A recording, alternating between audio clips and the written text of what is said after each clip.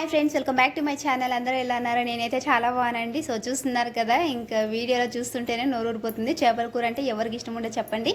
ఇంకా నాకైతే చేపల కూర తినాలనిపించింది. సో అందుకనేసి హాఫ్ కేజీ చేపలు అయితే తెప్పించాను. సో అందులోనే ఒక 2 స్పూన్ల సాల్ట్ అయితే యాడ్ చేసేసి ఇలా పక్కన పెట్టేశాను అనమాట. ఒక 5 మినిట్స్ తర్వాత మొత్తాన్ని శుభ్రం చేసేసి పసుపు నిమ్మరసాన్ని యాడ్ చేసేసి బాగా శుభ్రం చేసేసి పక్కన పెట్టేసుకుని ఇంక ఇప్పుడైతే కూర స్టార్ట్ చేసేస్తున్నా. సో దానికోసం ముందుగా స్టవ్ అంటించుకునేసి కడాయి పెట్టేసి అందులో ఆయిల్ కొంచెం అయితే వేసేసానండి. సో ఆయిల్ హీట్ అయిన తర్వాత కొంచెం మెంతులు అయితే వేసేసుకుంటున్నా.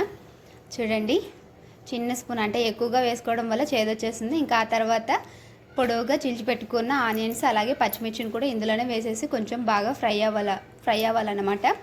సో ఆ తర్వాత ఇంకా కట్ చేసి పెట్టుకున్న ఒక ఫుల్ టమాటో అండి వేసేసుకుంటున్నా. చూడండి, ఇది కూడా ఒక 5 మినిట్స్ అలా ఫ్రై అవ్వాలన్నమాట. ఇంకా ఆ తర్వాత ఒక స్పూన్ సాల్ట్ అయితే వేసేసుకోవాలి. చూడండి, నేనైతే వేస్తున్నా కదా.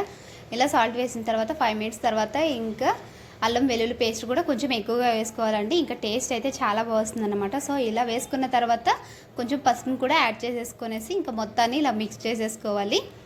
సో ఒక 2 మినిట్స్ అలా ఫ్రై చేసుకున్న తర్వాత కొంచెం హోమ్మేడ్ కారం పొడి కూడా వేసేసుకునేసి అలాగే అంగడి కారం పొడి ఉంటుంది కదా, సో రెడ్ చిల్లీ పౌడర్ అంటారు కదా, దాన్ని కూడా వేసేసుకుంటున్నా. టేస్ట్కి తగ్గట్టు అయితే వేసుకోవాలండి. నేనైతే కొంచెం ఎక్కువగానే వేసుకుంటాను అనమాట. ఇంకా అలాగే ఫిష్ మసాలా కూడా వేసేసుకుంటున్నా.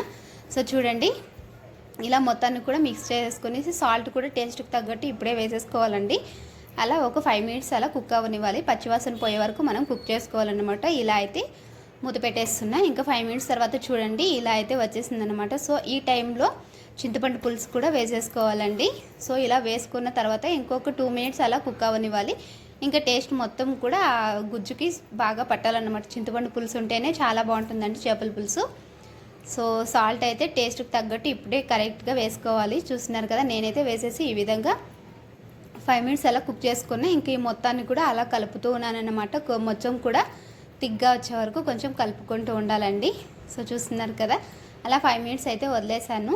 ఇంకా 5 మినిట్స్ తర్వాత చూడండి, ఇలా అయితే మొత్తం కూడా తిగ్గా వచ్చేసింది అనమాట. బబుల్స్ వస్తున్నాయి కదా. సో ఈ టైంలో మనం కడిగి శుభ్రం చేసి పెట్టుకున్నాం కదా ఫిష్.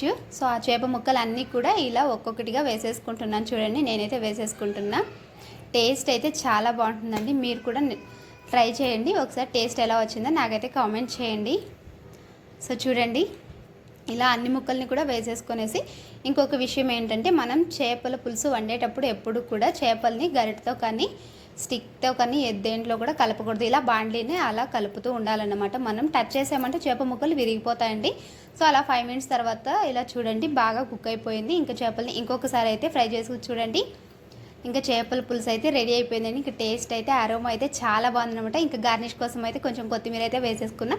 ఓకే ఫ్రెండ్స్, చేపల కర్రీ అయితే రెడీ అయిపోయింది. నా వీడియో మీకు నచ్చినట్లయితే ప్లీజ్ లైక్ చేయండి, అలాగే సబ్స్క్రైబ్ చేసుకోవడం మర్చిపోకండి. Thank you friends, bye.